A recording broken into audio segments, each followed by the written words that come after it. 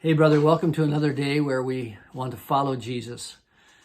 You know, jealousy and envy can be such a spoiler to our own walk with Jesus.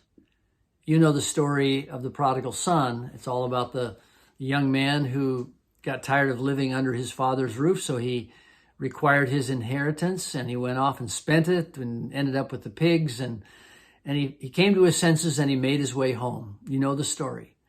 And as he approached, he was ready to apologize and to become a servant in the house of the Father and try to make up for all the things that he'd done to dishonor his family and his home.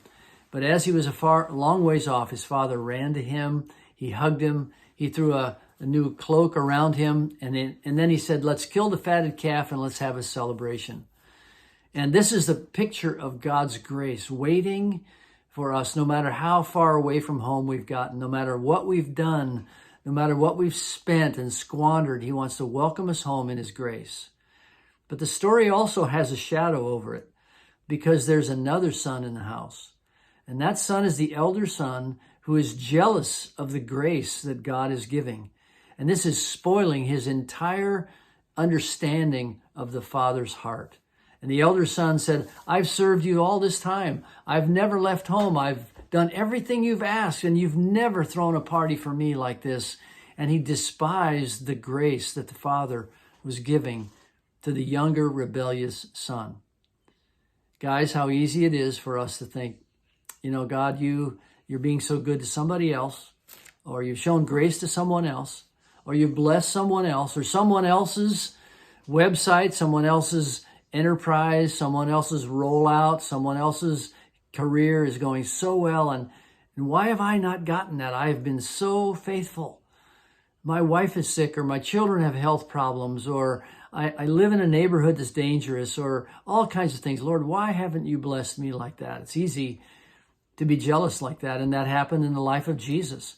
In chapter 7 of Mark, it sounds a lot like yesterday's Devo. It says, "Now when the Pharisees gathered to him with some of the scribes who had come from Jerusalem, they saw that some of his disciples ate with hands that were defiled," that is, unwashed.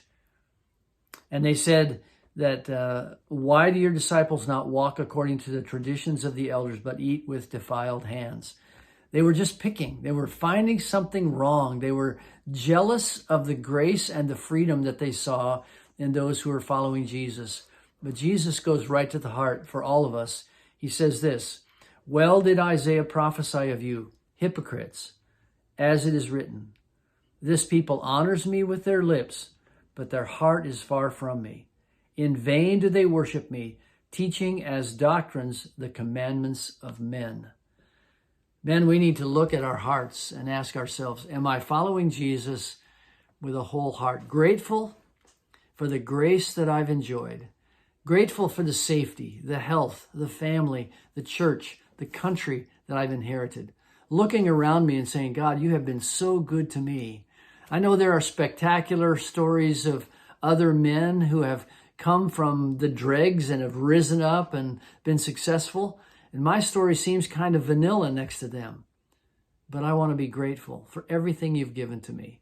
Today, as we follow Jesus, there is nothing that causes us to follow him with a deeper heart and greater courage than gratitude. Lord, thank you. Today, are you grateful? Are you the elder son, but a grateful elder son who has always walked with God, and you found him to be truthful, magnanimous, generous, and he's led you all the way? Let's thank him today and walk in gratitude into this day of following Jesus. God bless you.